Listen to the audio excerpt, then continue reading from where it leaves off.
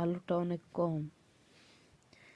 আলো বাড়ানোর জন্য প্রথমে আমাদের শিফটে যেতে হবে, তারপর মোডে যেতে হবে, তারপর নিচে গিয়ে এই 6 নম্বরে ক্লিক করতে হবে।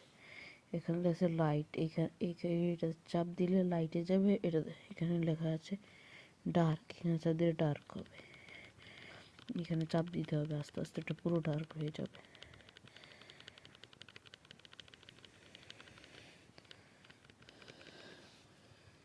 এখন দেখছেন পুরো ডার্ক হয়ে গেছে। এখন লেখা অনেক সহজেই বোঝা যায়। এই দেখুন, বন্ধ করার জন্য সিম্পলি শিফট এসি অফ হয়ে যাবে।